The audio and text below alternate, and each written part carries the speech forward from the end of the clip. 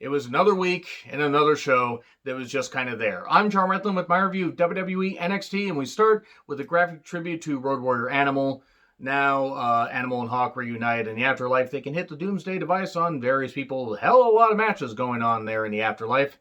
And we then see footage of Candice taking out Tegan Nox. Hopefully Tegan is actually okay and this is just an angle. I really do hope that Tegan is not injured again. She's battled through a whole lot of stuff, so she is out of the Battle Royal. We start off with the Women's Battle Royal, and look, Candice and Rhea got entrances, and there were some talents that I recognized and various others that were just there. They were there with no introduction. So many women, all human centipede together in the ring already.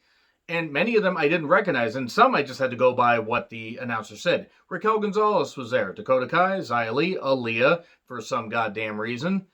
Casey Catanzaro, Caden Carter, Shotzi Blackheart, Indy Hartwell, like Indy Hartwell. Gia Catalina, wasn't she the one that was teaming, was it with Sin Cara? Remember that it was Sin Cara, right? Because she was only on TV for a little bit, and nobody really cared, because then she just disappeared from TV. Marina Shafir was in there. Raven, Ellie, Brandy Lauren, the one, she's the one that her and Joey Janela are dating, right? Is that her? And Aubrey or Avery, Rita, Emily. Why were there no introductions for these other women? Why did they not say, hey, we're featuring some women?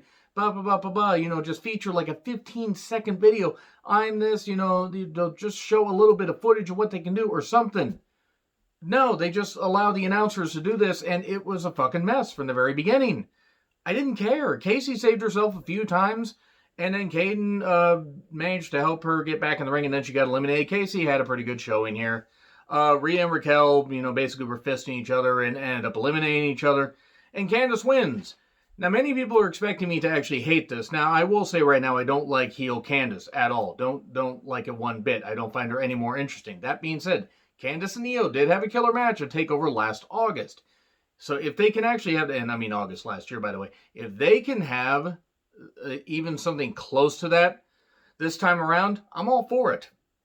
I just wish that Candice had a more interesting character, because she hasn't been interesting at all since, being Mrs. Gargano, just the heel side.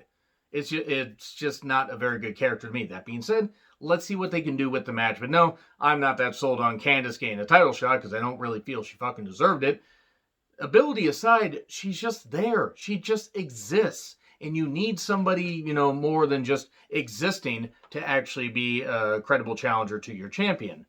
So then Fandango is some Sherlock Holmes guy and says, hey, here's an idea. Let's mix up tag partners. Danny Burch and Roderick Strong, Burch and Lorcan, and Strong and Fish. And they'll take on Mendoza and Eichner. So Imperium and Lego del Phantasm. I'm just going to start calling them that. So, okay, they face off, and then the winning guys, those teams face off against each other to earn a shot at Breezango. Are you following me? What the fuck has happened to the NXT tag division? What the fuck? That used to be a staple of NXT, and now guess what it is? It's a staple is basically in the skin. We're trying to dig it out because it's fucking buried in there, and now we've got an infection. And you know what? Now I've lost my train of thought. That's what the NXT tag division is. It's a fucking infection that needs to be treated. It's fucking bad. So then we get Jake Atlas versus Ciampa based on attacks that have happened over the past few weeks. And you know what? Jake Atlas got some good shots, showed some good fire. Ciampa laid him out with first the Willow's Bell and then a variation of Fairy Tale ending, that is. And that was fine. Good way to do it.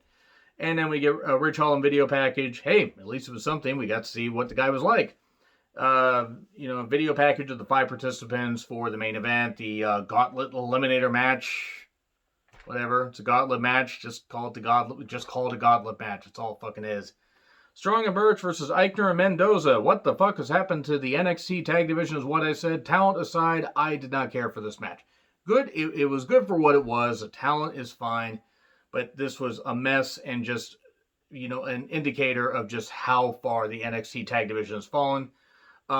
Burch gets a draping cutter and pins Mendoza. So now it's going to be Burch and Lorcan against Strong and I assume Fish. To determine who will face the tag team champions. Have it be Burch and Lorcan, and have Burch and Lorcan take the tag titles and put it on somebody interesting. Sorry, Breezango as tag team champions does nothing for me. And then Gargano is talking to Austin Theory. He's going to groom the young man, like Theory has tried to groom younger people. And I'm not going to apologize for that because, oh boy, Austin Theory, a great athlete, but bland as fuck. And also a bit of a creep. So, Theory versus Priest. Well, at least Theory and Priest have something in common. They like to go for the impressionable young type. So, yeah, it happened. I mean, Theory, again, a good athlete, but it's hard for me to really get invested in his matches. And even if that stuff wasn't part of this, he just isn't interesting. Sorry, he's just not. And Priest is quite goddamn good. Hit an apron bomb, razor's edge into the apron, and then hit the Reckoning 1, 2, 3. Good match, though. Well-paced. And then Gargano attacks Priest afterwards because we're getting Gargano versus Priest at TakeOver on October 4th. And in a sword package, he wants Escobar, the leader of Lego del Phantasm. And Ridge Holland versus Antonio DeLuca. It's a squash match. Hooray! We need more of those. Have a few of those on NXT TV. It's not the worst thing in the world if you want to establish people. You have a bunch of other guys under contract. You have women under contract. Use some of your women in squash matches to just get some over. It doesn't hurt. And then, the Vicious Headbutt Zone, something called Northern Grit. Some kind of driver, 1, 2, 3. EO interview. She doesn't like Candice, so here's Candice. And we get a confrontation, and then Priest attacks Gargano. Gargano and Candice are not interesting personalities at all. Gauntlet Eliminator match. Okay, no DQ. Yet they do some weird thing where it would have indicated there would have been a DQ. So it's Kushida and O'Reilly starting off. And every 4 minutes somebody enters the match. And there's good wrestling. It was a long match, so I'm not going to go over every single spot. But, of course, after Reed gets in, he does some really good stuff because he really does have something. And then Velveteen Dream, because we have to have that dumb son of a bitch, that creepy-ass motherfucker on TV. Oh, fucking hell. Fucking hell, I really don't like... I didn't like Velveteen Dream before that, and now I have no desire to see him on TV at all. Hopefully Kushida lays him out at TakeOver. We never see Dream on TV again because he has no value to wrestling anymore, especially in WWE. And they do this weird distraction though, where O'Reilly's on the floor, Reed's on the kind of draped in the corner, and the referee's looking at O'Reilly, and then the Dream Valley driver to Kushida, it's no DQ. So why would it have fucking mattered if Dream had attacked Kushida? Who would you have disqualified if they had done DQs? Reed hits a splash on Kushida. Kushida's gone. And then Thatcher's in next. And then we have Grimes in as the final participant. O'Reilly goes the distance. He goes for speed. And basically, at one point, it was just, everybody just hit everyone else until we tell you to stop. That was pretty much the the instructions for this match. And then Reed does the dive. Then we go to a break. We get knee to Reed off the ropes. And O'Reilly pins him 1, 2, 3. And then Thatcher and O'Reilly could be a lot of fun. Wouldn't mind seeing a best of 7 series between those guys. And then it was weird. Like Thatcher had a choke on O'Reilly. And then O'Reilly had an ankle lock on Grimes.